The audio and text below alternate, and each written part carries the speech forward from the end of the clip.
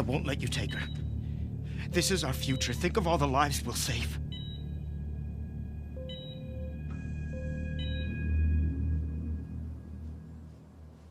Jesus Christ, Joe. What do you do?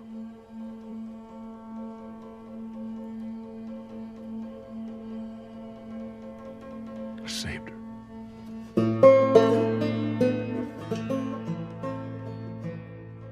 The Last of Us Part 2 is a game that comes close to greatness, but there's just so much baggage involved in this game that ultimately drags it down for me. Coming into The Last of Us 2, I tried my hardest to avoid all media, discussions, reviews, and leaks of this game. I wanted to go into this game blind and make sure that the opinions I had on this game were mine and were not influenced by external forces. Before I begin, I will be trying my hardest to avoid any major plot spoilers, but I will be discussing this game's narrative structure because that's key to my opinion on this game.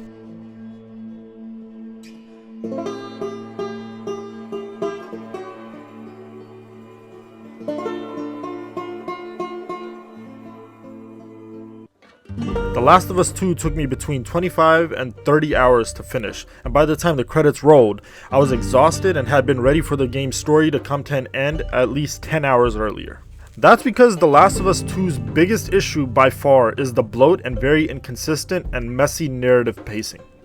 Coming into this game, I expected the entire game to be from either Joel or Ellie's perspective, and given the moniker Part 2, I expected this game to be a continuation of the themes and characters of that story. And while it is, close to half of this game is played from a new character's perspective, a character named Abby who's a soldier with the physique of an MMA fighter.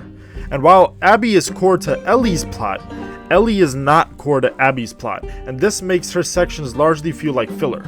Also, this game's structure exacerbates this feeling of disjointedness and filler content, because it has you play Ellie for close to 12 hours and gets you to a climactic cliffhanger just to switch to Abby's perspective and start a different storyline that has almost no connection until the very end. By then, the game feels like it should have ended a long time ago, and it just kept going instead. I did not like or feel all that interested in Abby's side plot, and by the end of it, I wish that it had been cut or shrunk drastically. It spent too much time focused on a cult that I found contrived and unbelievable in the context of the Last of Us world. Adding to this feeling of exhaustion is the fact that very little has improved or has been added gameplay-wise since the first game. By the end of the first game, I felt that game had run dry. This game is nearly twice the length of that game, and the gameplay grows still way before the end of the game. For the last third of this game, I was actively trying to sneak past fights and held the sprint button whenever I wasn't in combat, just to get me through the game as fast as possible. Normally, I like games that allow me to get through areas without attacking or confronting enemies, but sneaking past enemies wasn't even difficult in this game because the AI is almost as dumb as the original, which is very dumb. Their detection skills are basically non-existent and will fail to notice you unless you decide to run straight at them. Once a fight breaks out, they do act a bit more coordinated, but even then, it's not uncommon to kill an entire gang of bandits or a swarm of clickers in a corner of an arena because they'll just follow each other down the same hall where they all get killed in a line. Or they'll stand right next to each other and a Molotov or a pipe bomb takes them all out in one go.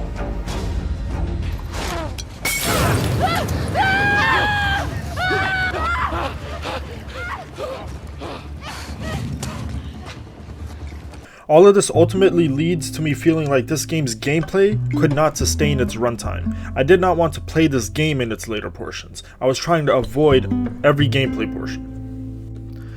That's not to say this game is awful or has no redeeming qualities though. I feel like this is one of those games where a lot of effort was put in, but too much was focused on the wrong things. This game is gorgeous, especially in the areas with dense vegetation. Naughty Dog truly excels at greenery. Whenever there's jungle environments, this game looks at its best. This game also has some of the best animation work I have ever seen. The characters animate so believably. Your character animates every single weapon upgrade in this game, and there are many, and each one has a unique animation. You actually see people add and remove articles of clothing, which I don't think I've ever seen in a game before because that's just so much work. Your characters have so many animations, and the great thing about the implementation of these many animations is that during the gameplay they generally don't interfere with the flow of your gameplay, unlike many other games with an abundance of realistic looking animations. I'm looking at you, Red Dead Redemption 2.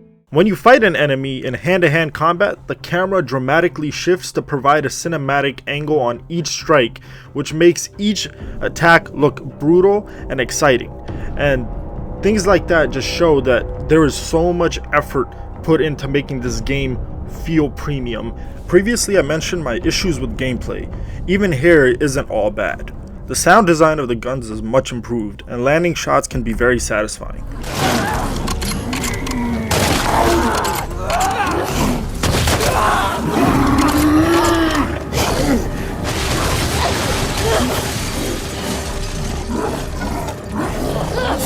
Overall, the fights against humans are better than the ones against clickers. Clickers are very much like zombies, so all they do is just chase you, and this makes every one of their fights sort of play out the same. However, with humans, sometimes they can do coordinated strikes, and that's when the game is tense and dynamic and when it's at its best. I recommend turning up the difficulty if you want to enjoy the gameplay a bit more, and then drop it down once the game starts to drag in its second half. The acting in this game is top notch, and even though I think this game has awful pacing and I find Abby's half boring, Ellie's arc definitely has some strong moments, and the narrative goals and themes this game tackles are ambitious, and I respect Naughty Dog's attempt. It definitely needed some restructuring, and some characters' actions are questionable, but I won't hate Naughty Dog for taking risks in their narrative design. This game from a technical and a visual side is rock solid, but that does not make for an enjoyable game, and ultimately that is where this game falls short the most. This game isn't fun to play for how long it is, and this leads me to believe either its story should have had massive rewrites to shorten it, or the narrative structure should have been changed so that the narrative pacing and the gameplay pacing are more in line and it doesn't feel like you're starting from scratch halfway through the game. This game left me with a handful of good moments that never really matched its predecessors, and a lot of boring and poorly paced moments that made me wish the story ended earlier. This game isn't bad, but it isn't great either. It has pieces of a great game, but there is too much fluff and a lot of inconsistent moments that keep it from being able to achieve its potential. I hope this is a learning lesson for Naughty Dog to either change their approach to gameplay in their games, or how narratives are told and the length of their runtime, because something must change if they want to pursue larger and more ambitious games like this. Overall, I don't think this game is bad or a betrayal like some very vocal, angry fans have felt. I think this definitely isn't intended to be a game for everyone, and if you still are on the fence about playing it, I'd say pick it up once there's a price drop. Otherwise, I think I had a good enough time. The game didn't really live up to what I had hoped for. I do think it is weaker than Naughty Dog's last few games, but I'm not mad at having played it. And if anything, I've really enjoyed the discussions I've had with other people who finished the game. The varying opinions, the discussions about the various symbols and themes and parallels the stories draw. I think this game is one of those games that I enjoyed discussing more than actually playing, and that made the playthrough worth it for me.